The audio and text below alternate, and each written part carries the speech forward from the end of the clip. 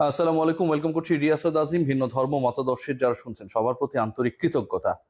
অনেকে আমাকে বলেন যে আমি আসলে কিছু কিছু ক্ষেত্রে কিছু ইস্যু নিয়ে কাজ করি, এজেন্ডা ভিত্তিক কাজ করি এবং সেই কাজগুলো মানুষের ভিউ পাওয়ার জন্য, অ্যাটেনশন পাওয়ার জন্য করি। জাতীয় দলে সোহানকে ঢোকার পর বা সোহানকে ঢোকানোর প্রচেষ্টার পর প্রথম 2 ম্যাচে ভালো করার পর থার্ডটায় যখন খারাপ করলেন, তিনি খারাপ করলেন, বাংলাদেশের সবাই খারাপ করেছিল, সোহানও ভালো করতে পারেন নাই, ফিনিশ করতে পারেন নাই। তারপরে আপনারা যেভাবে আমাকে মুন্ডুপাত করেছিলেন সেটা আসলে আকাঙ্ক্ষিত ছিল না। পরের 2 ম্যাচে, টানা 2 ম্যাচে যেভাবে প্রপার ফিনিশিং রোল প্লে করেছে এই ছেলেটা, টানা 2 ম্যাচের 19তম ওভারে, প্রথম ম্যাচে এবং দ্বিতীয় ম্যাচে আফগানিস্তানের বিপক্ষে চলতে সিরিজের, ছক্কা মেরে টানা 2 ম্যাচের 19তম ওভারে তার নাম্বার অফ সিক্সেস যদি আমরা কাউন্ট করি সেটা হচ্ছে 3।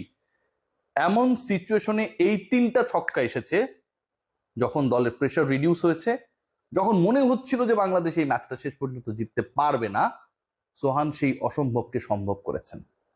শেষ মুহূর্তের আক্ষেপ নিয়ে বাংলাদেশকে পরাজিত হতে হয় নাই।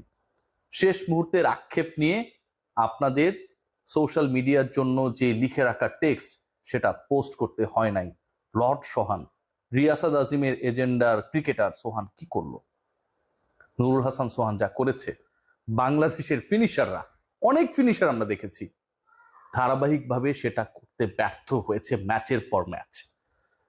খেয়াল করে দেখুন যে সোহান গত 4 ম্যাচের 3টায় বাংলাদেশকে জিতিয়েছে। কিভাবে? আমরা যদি খেয়াল করে দেখি, আফগানিস্তানের বিপক্ষে বাংলাদেশের সুপার 4-এ যাবার জন্য মহা গুরুত্বপূর্ণ ম্যাচটা যখন খেললো এশিয়া কাপে, সেই ম্যাচে সোহান অসাধারণ ফিল্ডিং করলেন, অসাধারণ একটা রান আউট করলেন, অসাধারণ ক্যাচ নিলেন।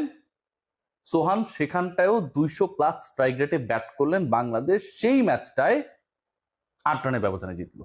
সোহানের যদি ওই লাস্ট মোমেন্টে করিম জানাতে রান আউটটা না হতো, তাহলে বাংলাদেশের match finished, hope finished, Asia কাপের টপ 4-এ বাংলাদেশ যেতেই পারতো না। গত 2 ম্যাচের কাহিনী আরেকবার বলে আপনাদের বিরক্ত করতে চাই না, কিন্তু সবশেষ 4 ম্যাচের 3টায় he played a proper finishers role. আমি বলছিলাম যে অন্য কোনো ফিনিশার সেই রোলটা প্লে করতে পারে নাই, জাকের আলী অনেকরা পারে নাই, অনেক ক্ষেত্রে শামীম হোসেন পাটোয়ারিরাও পারে নাই।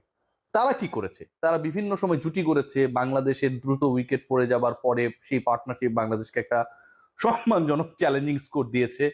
এই টাইপের ঘটনা বহু ঘটেছে, কিন্তু ক্রাঞ্চ মোমেন্টে, শেষ মোমেন্টে, উইকেট নেই, আপনি ক্রিজে রয়েছেন, সেই মোমেন্টে প্রতিপক্ষের বোলিং এর এগেনস্টে চড়াও হয়ে ডমিনেটিং ক্রিকেট খেলে অপরাজিত থেকে ফিনিশ করে আসার রোলটা সোহান করে দেখিয়েছে তার এই কামব্যাকের ছোট্ট কয়েকটা ইনিংসের মধ্যেই। সেই সোহান জাতীয় দলের 11 থেকে বাদ পড়ছেন, পড়বেন, আপনি লিখে রাখেন কেন বাদ পড়বেন। ওই যে বললাম, ড্রেসিং রুমের বাজে কদর্য পলিটিক্সের কারণে। ডক্টর ইউনূস এই মুহূর্তে বাংলাদেশের অন্তর্বর্তীকালীন সরকারের প্রধানের দায়িত্বে রয়েছেন। তার থেকেও বড় পলিটিশিয়ান, তার থেকেও বেশি পাওয়ারফুল মানুষজন বাংলাদেশ ক্রিকেট বোর্ডের পরিচালিত দলের ড্রেসিং রুমে অবস্থান করে। খেয়াল করে দেখুন, এই নুরুল হাসান সোহান, এত কিছু যে বললাম, এর বাইরেও কিন্তু তার একটা রোল আছে, তার একটা ভূমিকা আছে, যেই ভূমিকা দিয়ে সোহানকে আমরা চিনি। আমার শরীরটা একটু খারাপ ভাইয়া, কথা বলতে একটু কষ্ট হচ্ছে। সেই ভূমিকাটা হচ্ছে উইকেট কিপার সোহান। বাংলাদেশের 1 নম্বর উইকেট কিপার যদি আপনি বিবেচনা করেন, সেই মানুষটা হচ্ছে নুরুল হাসান সোহান। সাবেক ক্রিকেটাররা রুবেল হোসেন, শাহাদাত হোসেন থেকে শুরু করে নাসির হোসেন, সবাই বিরক্ত যে সোহান কেন উইকেটের পেছনে দাঁড়ায় না। এর কারণটা হচ্ছে ওই ড্রেসিং রুমের কদর্য পলিটিক্স। দাঁড়াতে দেয়া হবে না। কুমিল্লা ভিক্টোরিয়ান্সকে কেন্দ্র করে যেই পলিটিক্স জাতীয় দলে আবির্ভূত হয়, সেই কোরামের বাইরে কেউ উইকেটের পেছনে দাঁড়াতে পারবে না। সে ওয়ার্ল্ডের বেস্ট হোক আর বাংলাদেশের বেস্ট হোক, সোহানের ক্ষেত্রেও একইভাবে এটা অ্যাপ্লিকেবল ভাইজান। বাংলাদেশ দলের সেরা কিপার কিপিং করছে না, ভেবে দেখতে পারেন। আপনার সেরা বৈমানিককে আপনি যুদ্ধের ময়দানে না পাঠিয়ে কন্ট্রোল রুমে রেখে দিয়েছেন। এটা হতে পারে? এটাই হচ্ছে, এই জিনিসটাই হচ্ছে। এবং সোহান কিভাবে বাদ পড়বেন? যখন লিটন কুমার দাস ইনজুরি থেকে ব্যাক করবেন, ডেফিনেটলি এটা আমাদের সবার জন্য অনেক দারুণ news. Liton Kumar Das consistent cricketer, good captain, টি-20-তে বাংলাদেশের অবিচ্ছেদ্য অংশ।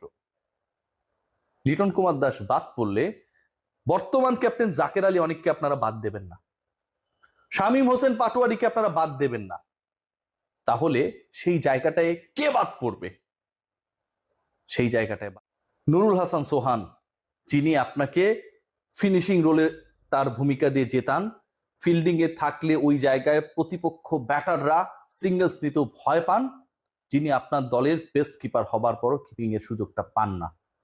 কারণ টপ থেকে আপনি কাউকে ফেলতে পারবেন না। দুই ওপেনার সাথে সাইফ হাসান থাকবেনি, লিটন কুমার দাস থাকবেনি, অপশন থাকে আর মাত্র দুটা, কারণ ছজনের বেশি ব্যাটসম্যান নেওয়ার আমার সুযোগ নেই, শামীম পাটোয়ারি এবং জাকের আলী অনেক।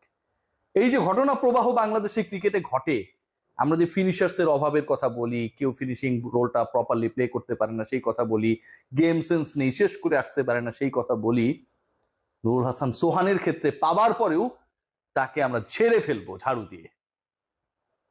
জাতীয় দলে কি হয়, কি চলে খেয়াল করে দেখুন না। গেম সেন্স, গেম অ্যাওয়ারনেস কোন জায়গায় রয়েছে, অথচ এখানটা একজন সিনিয়র অ্যাসিস্ট্যান্ট কোচ রয়েছেন। তার যে রোল, তার যে ভূমিকা, তার যে দাপট, সেই দাপটে জাতীয় দলের ক্রিকেটাররা অসহায়। নুরুল হাসান সোহান জাস্ট একটা এক্সাম্পল দিলাম। এর বাইরে যদি আপনি দেখেন যে বাংলাদেশ দলে রাশিদ খান যেভাবে উইকেট নেন, একই স্টাইলেই তিনি উইকেট নেন। লেগ স্পিন করতে করতে একটা গুগলি মেরে দেন, রং ওয়ান মারেন, বাংলাদেশের ব্যাটাররা সেই উইকেটটা দিয়ে আসে। এখন পর্যন্ত বাংলাদেশের এগেনস্টে রাশিদের সাফল্যের হার যদি দেখি, ওয়ে অফ ডুইং যদি আমরা দেখি, সেটা নিয়ে কতটুকু কাজ করা হয় না রে ভাই। রাশিদ তার স্পেলের লাস্ট বলে যে উইকেটটা নিলেন, তার 4টা ওভার কিভাবে খেলতে হবে সেই অ্যাওয়ারনেসটা আমরা ক্রিয়েট করতে পারিনি এখন পর্যন্ত।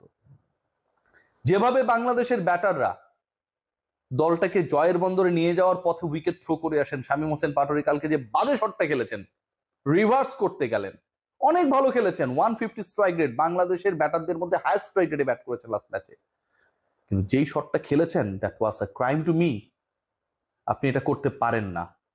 আপনি দৌড়ে অনেক দূর এগিয়ে গেলেন, আপনার পেছনে সবাই, সেখানটায় গিয়ে কি আপনি রিল্যাক্স করতে পারেন? Unless or until you are touching the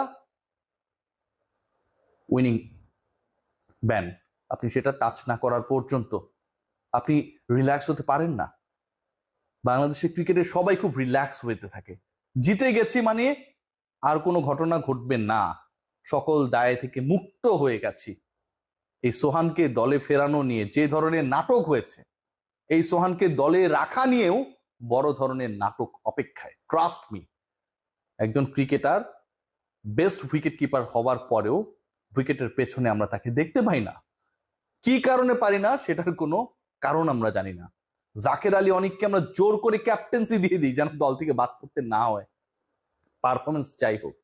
গত ম্যাচে 25 বলে 32 করেছে, সকল ধরনের তার যে ভূমিকা আগের ম্যাচেসগুলোতে বাংলাদেশকে হারানোর ক্ষেত্রে যেভাবে তিনি আগলি রোল প্লে করেছেন, সবকিছু জায়েজ হয়ে গেছে। বাংলাদেশের পাকিস্তানের এগেনস্টে ম্যাচে জাকের যেভাবে আউট হয়েছে, being the captain of the side, সবকিছু কি জায়েজ হয়ে যায়? হয় না। কিন্তু ওই যে 32 রান করেছেন 25 বলে, সেটাকে ড্রেসিং রুম এস্টাবলিশ করা হবে মোটামুটি আরো 25টা ম্যাচ খেলার জন্য হিস ওকে। সো দিন শেষে জোরজার মুল্লুক তার, দেখতে যে যেমনই হোক না কেন, ফিল্মে হয়তো দেখতে সুন্দর হলে সেটার একটা ভ্যালু থাকে। বাংলাদেশ ক্রিকেট দলে সোহান যতই সুন্দর হোক না কেন, খুব বেশি গুরুত্ব পান না। এই দল চলে মঙ্গোলীয় স্টাইলে, এই দল চলে নামিবিয়ান স্টাইলে। আই থিঙ্ক এখানটায় ফর্সা মানুষদের খুব বেশি কদর আছে বলে মনে হয় না। Take care.